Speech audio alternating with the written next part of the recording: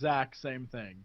Like the thing I really enjoy about JC is it isn't, they didn't focus on trying to make it beautiful to look at necessarily. It's pretty It's grim. about The whole gameplay. thing is Yeah, grim. yeah. At the end of the day, it's the Arma 2 engine, so it's not going to be looking pretty at the best of times. Yeah. But It's right now, basic. DayZ seems to be a massive bandwagon, and that kind of worries me because it's being bandwagoned, and the game's clearly not ready yet. Not under any circumstances. There's so much wrong with it. There's elements that are just missing out of it, the balance problems, and how you deal with the community. How do you deal with guys who just want to run around and kill everybody? It doesn't make any sense from like a RP perspective, I suppose. It's supposed to be zombie survival, but yeah, it's in alpha and it's blown up far too much, and as a result, I'm kind of worried for it. I really am, because I don't know where it's going to go. There's a lot of popularity surrounding it, and it's clearly nowhere near ready yet. Right. But you guys should subscribe to Unit Lost Tube. Yes, you should. YouTube.com/Unit Lost Tube, because those two dudes are super funny. If you want a lot of British swearing, that is the channel you go to. That's them. They're very good at that. That's what they do. That is very true. All right, Jesse, what you got? I have it's a special kind of playthrough. I think it's kind of neat. So I apologize if this is some weird way of saying it, but the channel is Tales of Lumen, even though I guess it could be Lumen. It's but Lumen. Who would say that? It's Lumen. We've had it on this before. It was Lumen. Yeah, so. I've been corrected though. So I hate when people are like, "You're wrong, sir." My accent provides me with an accurate way of saying. Anyway, so Go on. I get that all the time. But so it's Tales of Lumen has a lot of playthrough videos, right? I mean, that's just sort of what the channel's about. But when it comes to WoW and beta coverage of Pandaria, there's a really kind of cool way that he's doing it, and it's sort of like an edited journal. And I guess it's one of the things that I would say watch, because it's very machinima-y feel. Mm-hmm. Like it feels like it's an actual well-produced concept. Sure. So I think that's missing from a lot of YouTube videos. So there you go. All right, let's give it a shot then, shall we? Tales of Lumen, and I believe it's the Journal of a Hunter or something along those lines. Yep. Dear Journal, last night I had the strangest dream. It was a dream unlike any I could have imagined until this point, and now I feel it imperative that I get it down on paper, solidify it before the thoughts and images are pushed from my mind forever. I dreamt I was a fully fleshed and fully furred bear of sorts. A marvelous creature, to be sure, but it was a form I was far from used to. Pandaren. Ha! I thought it had a nice ring to it. The one and only sad part about this dream was that Neuropuppy was nowhere to be seen. Perhaps, all things considered, this had happened in an alternate reality of sorts where my faithful companion and I had not yet been reunited. There was, however, a curious turtle following me around. I didn't trust him. This new form I had assumed during my dream brought with it a few benefits that my undead body did not possess, like incapacitating my enemies in the blink of an eye, being better at cooking, and even enjoying the cooked food more. It even felt to me like the very essence of what it meant to be a hunter had changed. I wielded my bow, or in this case crossbow, with an unfamiliar ease. This increased affinity allowed me to take targets on at a much closer range than before. Yes, I felt like I truly was living up to the name Point Blank Lumen in this most vivid of dreams. The use of melee.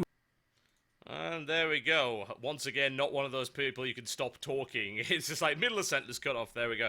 But like, it is a really interesting format, isn't it? I very much like the production value that's been put in there. Like, it was genuinely amusing at times. Like, it got a couple of grins out of me. Some of the lines were quite funny. Obviously, he's got an interesting accent because he's actually South African.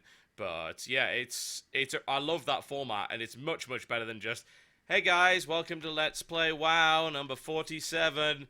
We're gonna do some questing. I'm shooting this guy. You know, I think the narration style is much better. Right. It's a definitely more well put together thing. Yeah. And I think that's something that YouTube in general needs. Like, I mean, it's nice, and I love how I can even say this with a straight face. Yeah. But, please tell me more about how many playthroughs YouTube has and how terrible this is for the YouTube economy. Well, I'm not saying it's terrible for the YouTube economy. I'm saying there's a lot of terrible Let's Players out there. Very true. There's people who should not be doing it because they have nothing of value to add to what they're doing. Yeah, this Right? It's the same principle as Something Awful always kind of said when they invented Let's Plays. That's where it came from, the Something Awful forums, and they're saying, look, if your commentary subtracts or doesn't add anything from the gameplay, then you shouldn't be doing it. It's supposed to enhance the experience of watching it. You're supposed to be able to add value to it. Just watching gameplay and just having some random idiot natter on over it doesn't enhance the experience. Right. And you can always tell when you've done something that's good and entertaining versus when you haven't. And even I will admit there are some episodes where it's like, that's just garbage. I don't know why. I don't watch this shit. Like, why would they even bother? I then think there are about this other every things. single episode of Terraria we ever release, actually. That's pretty much what it is. It's terrible. Ah, but you guys. It's bad. It's bad. But it's the idea that and I think honestly why people are actually watching it is not for even the game. Unfortunately, No, unfortunately no, for the they're guys not. at Terraria, They stopped watching that's that a not why long they're time watching. ago. And that's fine. Like that's, I guess after a while, personality becomes the key to YouTube. Yep. But when you go to see a Let's Play, and like you said, the person playing detracts from what you're watching, that's a problem. Yes. And I don't mind. I'm sure there's some smartass right now like, you detract from it. Nah, Your right? face detracts from it. Yeah, like I don't mind that. Like if one or two people are like, you suck, that's fine, because a majority doesn't think so. But for anyone out there who's like, I make Let's Plays every single day, why don't people love me? Well, because everyone else is doing the exact same thing. Yeah, Right? And yeah, you need to provide something of value. Like, here's the thing about watching WoW footage: it's boring. Like, WoW is a really boring game to watch. Incredibly static, awful game, which is extremely repetitive.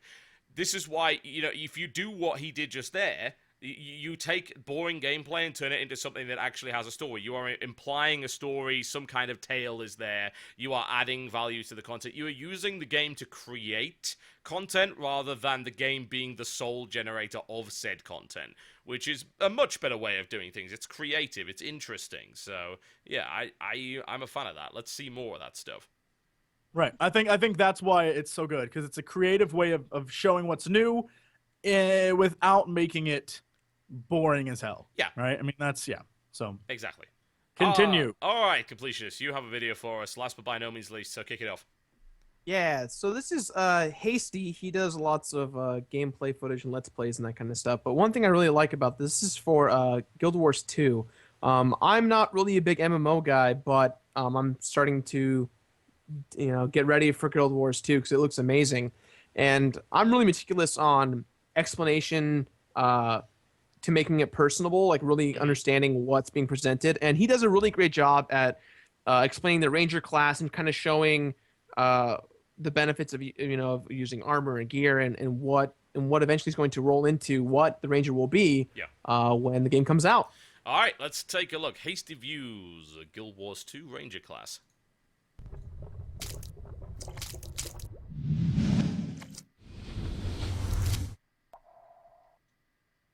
Hello guys, Haste here with some more Guild Wars 2 and more specifically a look at the Ranger profession.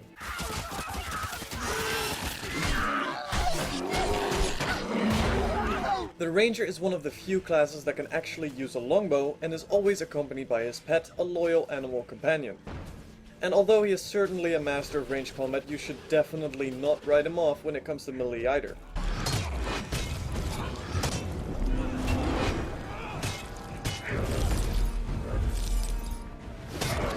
The Ranger wears medium armor and has a variety of animal companions to guard him as well. These animal companions are pets that fight alongside the Ranger and can be maintained through a series of commands. Every pet you tame has a set of skills, 3 of which are based on the family of the creature, be it a bear, a bird, or maybe a drake of some sort, and they have a 4th ability unique to the species within that family, such as a brown bear, a black bear, or maybe just a wolf made out of plants.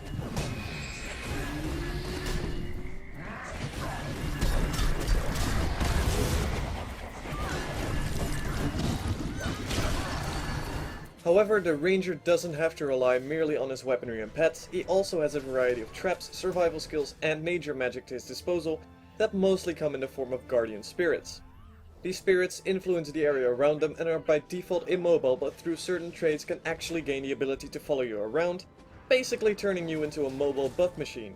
These spirits can also be activated once summoned for a spirit-specific offensive ability.